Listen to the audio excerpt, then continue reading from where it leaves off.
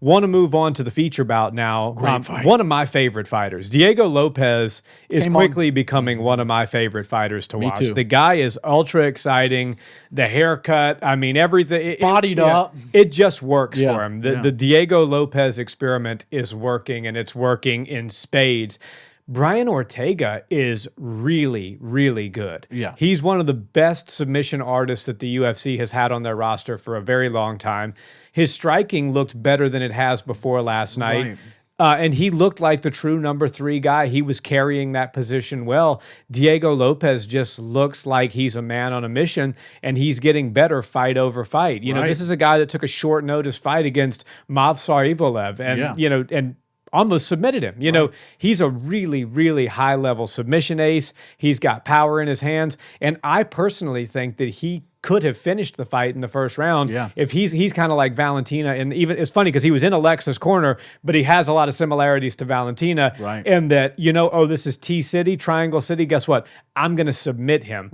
I believe that if he would have forced Ortega to stand back up in that first round when he was badly hurt, he probably could have closed the show with his hands in that first round. Yeah, and I'm not the kind of guy who ever tells a fighter to go for a walk-off knockout, but if there was ever a time to just walk away and let the ref step in and intervene, that was it. The first round, when Ortega was out, he was out. I think that some of the stuff that took place after the big strike woke him back up. Yeah, it's very, very possible. But I think that either way, it was a dominant performance, 30-27 in my book.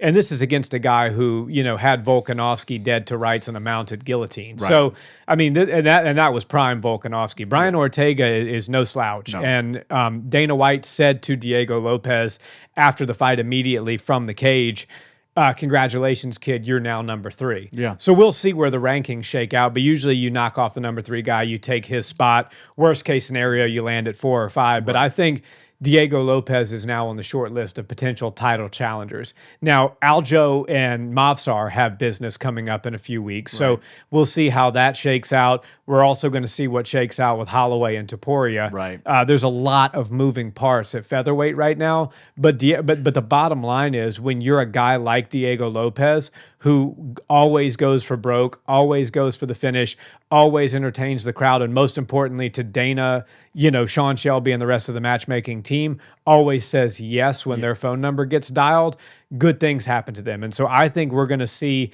in the next 12 to 18 months Diego Lopes in there for an uncontested title shot. I agree with you. And Diego, like you said, he came out in his UFC career guns a-blazing. Short notice fight with an undefeated monster.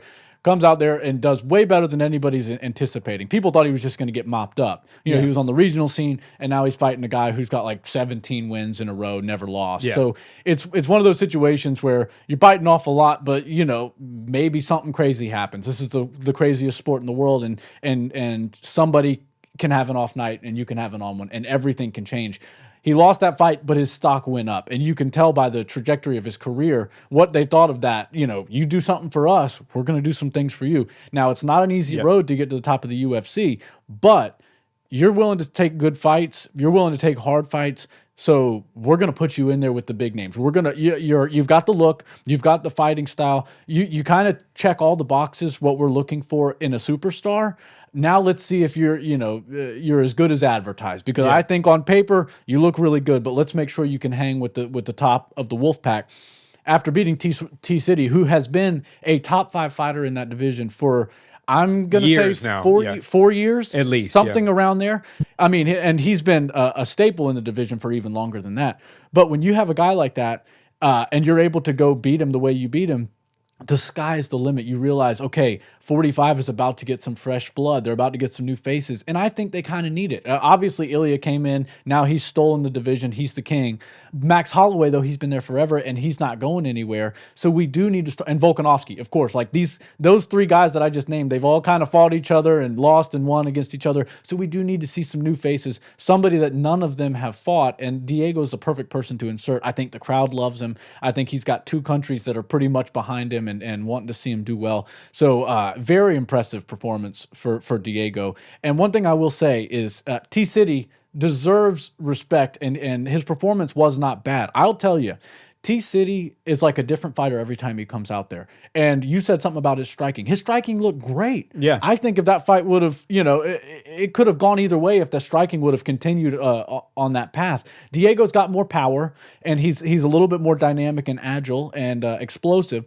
But T-City, his footwork, his discipline with his staying behind his jab, it all looked good. He was just landing 3 or 4 punches to Diego's 4, 5, or 6 punches, and every one of Diego's had a little bit more oomph on it. It had a little bit more power, and I think that T-City was just he got bested by a guy who comes out real hot. Look, anybody that can survive that first round is tough in my book. T-City, he didn't need to prove to us that he was tough, but the way he was able to come back and then make the fight somewhat competitive and then really entertaining was all the people in the sphere. Oh, that's all they wanted. That's all we wanted to see was a really competitive fight.